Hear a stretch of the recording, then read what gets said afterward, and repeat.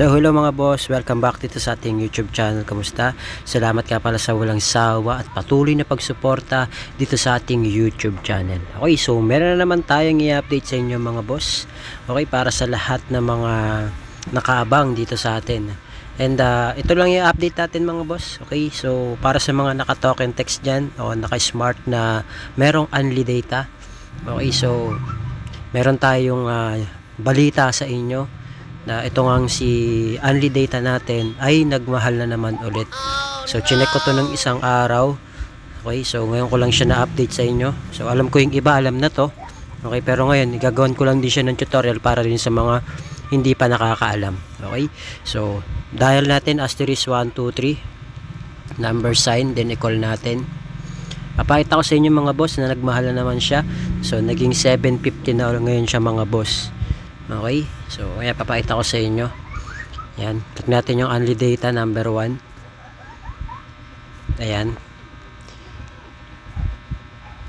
So ayan, makikita nyo mga boss, yung 7 days natin is 275, nagmahal na rin. Tapos yung 30 days natin ngayon ay 749 or 750.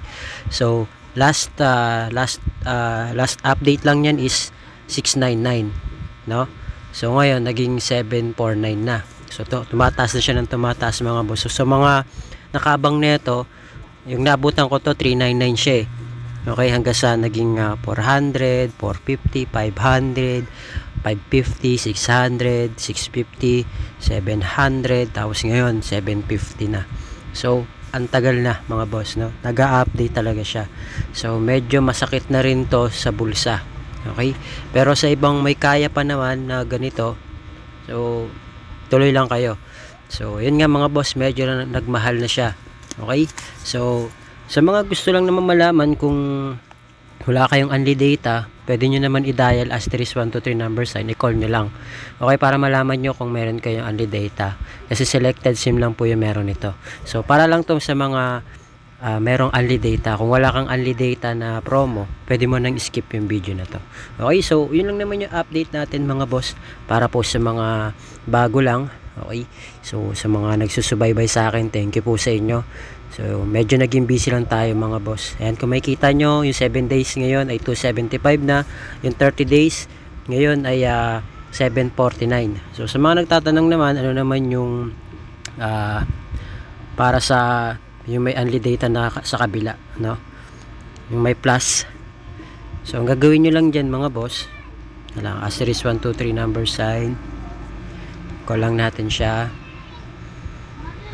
para makita nyo lang din po.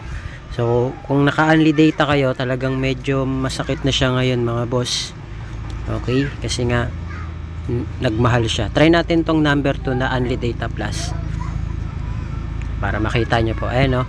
So kapag enjoy unli data naman with unli call and text naman siya, ayan, 7 days 325, tapos yung 30 days niya is 949 or 950, diba? So medyo masakit na rin siya mga boss, no? Kaya yung iba dyan nagbabalak na magpakabit na lang ng wifi kasi may 1.5 malakas na. Okay, pero yun nga naman yung advantage at disadvantage kapag naka wifi. Okay, so may mga nagtatanong kasi ano bang goods, wifi or unli data, kung may unli data sa mga SIM card ninyo, pa ibang network man.